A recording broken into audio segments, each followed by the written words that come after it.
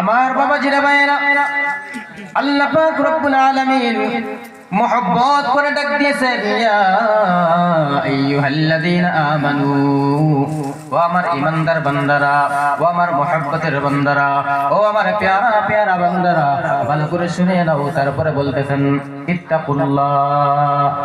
কি বলতেছেন? ইত্তাকুল্লাহ। আমি আল্লাহ পাক রব্বুল আলামিনকে ভয় করো। কাকে ভয় করব বাবা? কথা বলেন, কাকে ভয় করব? দুনিয়ার কোন মানুষকে নয়, দুনিয়ার কোন মন্ত্রীকে নয়, দুনিয়ার কোন চেয়ারম্যানকে নয়, দুনিয়ার কোন প্রধানকে নয়, দুনিয়ার রাজনৈতিক কোন লেভেলের কোন মানুষকে নয়, দুনিয়ার কোন মানুষকে আল্লাহ পাক ভয় করার কথা বলেন। আরে বাবা, আল্লাহ পাক বলেন ইত্তাকুল্লাহ। আমি আল্লাহ পাক রব্বুল আলামিনকে ভয় করো। কেমন ভয় করবা জানো নি? হাক্কা তুকাতিহি, ভয় করার মতো ভয় করো। আজকে আমরা মুসলমান যারা আছি, যারা এক আল্লাহ পাক রব্বুল আলামিনকে বিশ্বাস করি, এক আল্লাহ ছাড়া কোনো মাবুদ নাই, কোনো ইলাহা নাই। আমার জীবনে মরণে সমস্ত কিছু দিক দিয়ে একমাত্র এক আল্লাহকে মানি, এক আল্লাহকে জানি, এক আল্লাহকে বুঝি। আমার আল্লাহ ছাড়া কোনো মাবুদ নাই, আমার আল্লাহ ছাড়া কোনো ইলাহা নাই। কথা বলেন ঠিক কি না? আল্লাহ ছাড়া কোনো মাবুদ আছে নাকি? না না না, আল্লাহ ছাড়া কোনো মাবুদ নাই। ও মুসলমান বাবাজিরা ভাইরা, আমরা আল্লাহকে ভয় করতে হবে, দুনিয়ার কোনো মানুষকে ভয় করে লাভ নাই। দুনিয়ার মধ্যে যাদেরকে ভয় করতে চাই তারাও তো জেলখানার মেহমান। কথা বলেন ঠিক কি না? কিয়ামতের ময়দানে দুনিয়ার কোন মানুষের বাহাদুরি চলবে না। কিয়ামতের কঠিন মুসিবতের ময়দানে আল্লাহর আদালতে কিবরিয়াতে কোন পীর মাশায়েখদের, কোন মুহাদ্দিস মুফতির কোন বাহাদুরি চলবে না, কোন নবীদের বাহাদুরি চলবে না, কোন আউলিয়া কেরামদের বাহাদুরি চলবে না, কোন নবীদের বাহাদুরি চলবে না। কথা বলেন ঠিক কি না? কত বড় বাদশা ছিল, কত বড় ক্ষমতার মালিক ছিল, কত বড় অট্টালিকার মালিক ছিল ফেরাউন, নমরুদ, সাদ্দাত, হামান। তারা কতই না টাকা পয়সার মালিক ছিল, তাদের কোনো বাহাদুরি কিয়ামতের ময়দানে চলবে না রে বাবা। কিয়ামতের ময়দানে শুধুমাত্র একজন নবীর শাফাআত, একজন নবীর সুপারিশ চলবে। তিনি হলেন আপনার আমার পয়গম্বর রাহমাতুল লিল আলামিন, নবী মুহাম্মদুর রাসূলুল্লাহ সাল্লাল্লাহু আলাইহি ওয়াসাল্লাম। একটু আওয়াজ করে বলা যাবে কি সুবহানাল্লাহ? বাবাজিরা ভাইরা, ওই সময় কিন্তু কেউ তোমাকে বাঁচাতে পারবে না। ওই সময় কিন্তু তোমার টাকা পয়সা, তোমার ধন দৌলত কিন্তু বাবা তোমার কোনো কাজে আসবে না। কেবলমাত্র একটা জিনিস কাজে আসবে। ওই একটা জিনিস যদি তুমি ভালোভাবে যদি আঁকড়ে ধরতে পারো, একটা জিনিস যদি তুমি ভালো করে আমল করতে পারো, ওই একটা জিনিসে তোমাকে ওই কিয়ামতের কঠিন মুসিবতের ময়দানে আল্লাহর আদালত থেকে তোমাকে রেহাই দিতে পারবে। এই জিনিসটার নাম হলো ইল্লাল্লাযীনা আমানু, একমাত্র ঈমান। এই জিনিসটার নাম হলো কি? ঈমান। যদি তোমার ঈমান থাকে, ঈমানের কারণে, ঈমানের বদৌলতে কিয়ামতের কঠিন মুসিবতের ময়দানে তুমি জান্নাতের মেহমান হতে পারবে। আল্লাহ পাক রব্বুল আলামিন ঈমানদার বান্দাদের জন্যই জান্নাত রেখেছেন। কথা বলেন ঠিক কি না? আল্লাহ বেঈমানদের জন্য জান্নাত বানান নাই, জান্নাত বানিয়েছেন কার জন্য? ঈমানদারদের জন্য। এই জন্য আল্লাহ পাক রব্বুল আলামিন মুসলমানদেরকে ডাক দেন নাই, মুসলমান বলে ডাক দেন নাই, বলেছেন ইয়া আইয়ুহাল্লাযীনা আমানু, ও আমার ঈমানদার দলেরা। তারপরে বলতেছেন ইত্তাকুল্লাহ, আমি আল্লাহ পাক রব্বুল আলামিনকে ভয় করো। কেমন ভাবে ভয় করবা জানো নি? হাক্কা তুকাতিহি, ভয় করার মতো ভয় করতে হবে। কথা বলেন ঠিক কি না? মুখ দিয়ে বলি আল্লাহকে ভয় করি, তারপর শরাব পান করি। মুখ দিয়ে বলি আমি আল্লাহকে ভয় করি, তারপর নামাজও ছেড়ে দেই। মুখ দিয়ে বলি আমি আল্লাহকে ভয় করি, অন্যের হক নষ্ট করি। মুখ দিয়ে বললাম আমি আল্লাহকে ভয় করি, আল্লাহর ভয় আমার অন্তরের ভিতরে আছে, কিন্তু আমরা দুনিয়ার জমিনে ভালো কাজ করি না, আল্লাহর হুকুম মানে না, রাসূলের তরিকা মোতাবেক দুনিয়ার জমিনে চলাফেরা করি না। দুনিয়ায় যত অন্যায় কাজ আছে সমস্ত অন্যায় কাজ আমরা করি। তাহলে বোঝা গেল আমাদের ভিতরে আল্লাহ পাক রব্বুল আলামিনের ভয় নাই। কথা বলেন ঠিক কি না? ওই ব্যক্তির ভিতরে আল্লাহ পাক রব্বুল আলামিনের জন্য ভয় আছে, যে মুসলমান দুনিয়ার জমিনে মসজিদের মিনারায় যখন মুয়াজ্জিন আযান দেয় আল্লাহু আকবার, আল্লাহু আকবার, আল্লাহু আকবার, আল্লাহু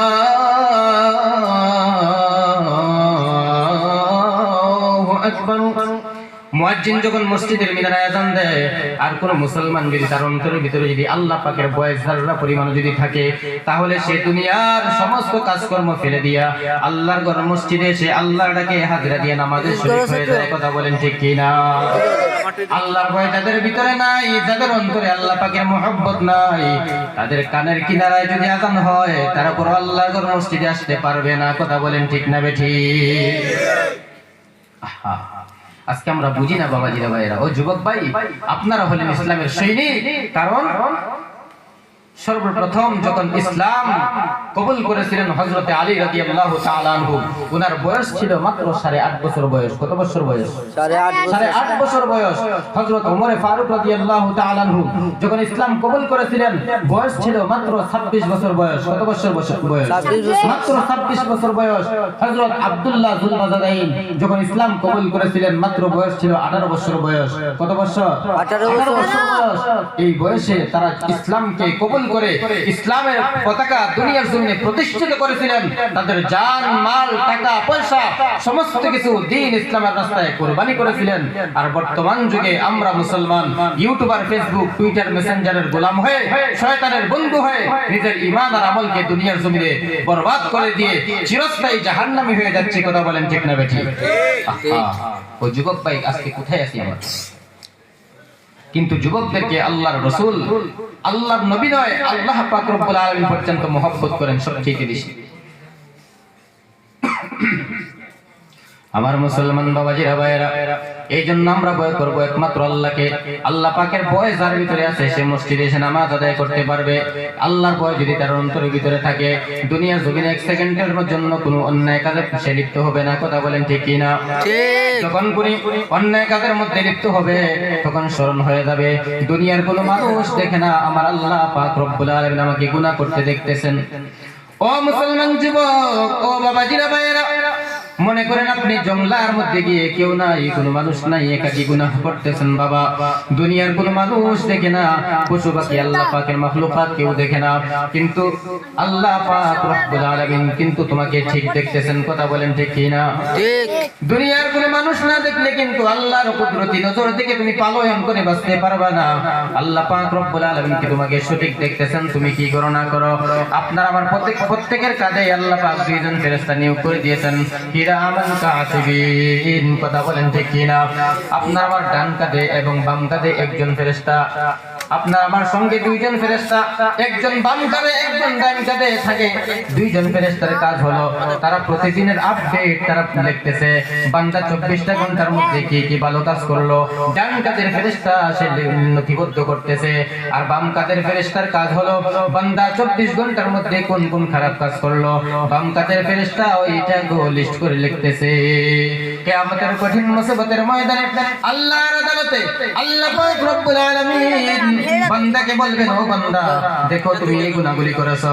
তখন বান্দা মিথ্যা কথা বলবে, রব্বুল আলামিন আমি তো এত বড় গুনাহ আমি করি না। তখন আল্লাহ পাক রব্বুল আলামিন কিরামান কাতিবিন কে ডেকে এই লিস্টটাকে দেখাইবেন, ও বান্দা দেখো দেখো দেখো, দুনিয়ার জমিনে তুমি এই সময়ে এত সেকেন্ডে এত মিনিটে তুমি এই গুনাহ করেছিলে।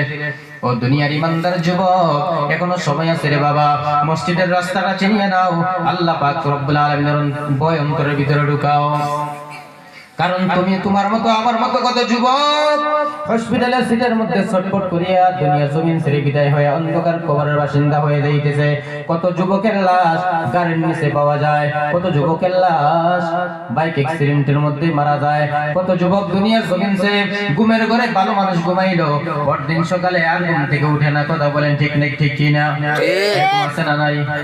ভালো মানুষ রাত্রে বেলা আপনার আমার সবার সাথে কথাবার্তা বলে খানা খাইয়া ভালো মানুষ বিছানার মধ্যে রাত্রি বেলা ঘুমাইলো, পরের দিন সকালে মসজিদের মধ্যে মসজিদের মাইকে মৃত্যুর এলান। আছে না নাই? আপনার আবার মৃত্যুর এলান জানি কখন হয়ে যায়, কখন জানি মসজিদের ওই পালকিখানা আপনার আমার বাড়ির দরওয়াজার সামনে এসে হাজির হয়ে যায়, কখন জানি সাদা 3 টুকরা কাফনের ভিতরে প্যাকেটিং হইয়া 3.5 হাত মাটির ঘর অন্ধকার কবরে আপনাকে আমাকে চলে যেতে হয় রে যুবক। একটুখানি চিন্তা করে দেখে শুনি, দুনিয়ার জমিনে আপনি আমি বুড়া হব তার কোনো গ্যারান্টি নেই রে বাবা, 1 সেকেন্ডের জন্য কোনো বিশ্বাস নাই। এই জন্য মুসলমান যুবকের দল আল্লাহ পাক রব্বুল আলামিনের দরবারে এই জান্নাতের বাগানে বসে ওয়াদা করো, এই জান্নাতের বাগানে বসে ওয়াদা করো আর আল্লাহর কাছে তওবা করো। রব্বুল আলামিন জীবনে কত গুনাহ করেছি, অন্যায় কাজ করেছি, জীবনে কত ভুল করেছি, ও আরশে আজিমের মালিক জীবনে কত মা বাবার সঙ্গে বেয়াদবি করেছি রে আল্লাহ। আজকে এই প্যান্ডেলের ভিতরে বসে জান্নাতের বাগানে বসে তোমার সামনে ওয়াদা করলাম আর জীবনে কোনোদিন নামাজ ছাড়বো না, আর জীবনে কোনোদিন নবীকে কষ্ট দিব না, আর জীবনে কোনোদিন মাতা পিতার অবাধ্য হয়ে দুনিয়ার জমিনে চলাফেরা করব না, আর জীবনে কোনোদিন শরাব পান করব না, জবানটা দিয়ে মিথ্যা কথা বলবো না, জবানটা দিয়ে তোমার কালামুল্লাহ কিতাবুল্লাহ তিলাওয়াত করব। ও যুবক ভাই, তুমি আরবি পড়তে জানো না, কোনো অসুবিধা নাই। আরবি পড়তে জানো না, কোনো অসুবিধা নাই। বাবাজিরা ভাইয়েরা, বর্তমান যুগে মোবাইলের মাধ্যমে একটা অ্যাপস আছে, এই মোবাইলের মধ্যে অ্যাপস ডাউনলোড দিয়ে আপনারা প্লে স্টোর থেকে বাংলা কোরআন চার্জ করে পড়েন, কোনো অসুবিধা নাই। অসুবিধা আছে? বাংলা কোরআন চার্জ দেন, বাংলা কোরআন আপনি ইনস্টল করে এই অ্যাপ থেকে প্রতিদিন আপনি কিছু কিছু তরজমা শিখেন, কিছু কিছু আপনি তিলাওয়াত শিখেন। এটা যদি আপনি করতে পারেন, আপনি আরবি পড়তে পারেন না, কোনো অসুবিধা নাই। প্রতিদিন নামাজের মধ্যে গিয়া, আল্লাহর মসজিদের মধ্যে গিয়ে উত্তম রূপে ওযু করে আল্লাহর কালাম আরবি পড়তে পারো না, ওযু করিয়া কোরআন শরীফটাকে একটু স্পর্শ করো, হাতে নাও, হাতে নিয়ে তুমি বিসমিল্লাহ বলে তুমি চুমু খাও। এটাই তো আমার আল্লাহ পাক রব্বুল আলামিনের কালাম। আর বিসমিল্লাহ বলে পৃষ্ঠাটা তুমি উল্টাও। আল্লাহ পাক রব্বুল আলামিন বলেন, ও আমার হাবিব, আপনার উম্মতদেরকে জানায় দেন, আপনার যে উম্মতেরা আমার পবিত্র কালামুল্লাহর সঙ্গে এভাবে যদি সম্পর্ক করে পড়তে পারে না, কোনো অসুবিধা নেই। যদি এটাকে স্পর্শ করে চুমু দেয় আর বিসমিল্লাহ বলে পৃষ্ঠা উল্টায় বলে এটা আমার মাওলার কালাম, এটা আমার মাওলার কালাম, আমি ওই বান্দার আমলনামার মধ্যে পবিত্র কোরআন পড়নেওয়ালার সওয়াব লিখে দিব। বলেন সুবহানাল্লাহ। যুবক ভাই,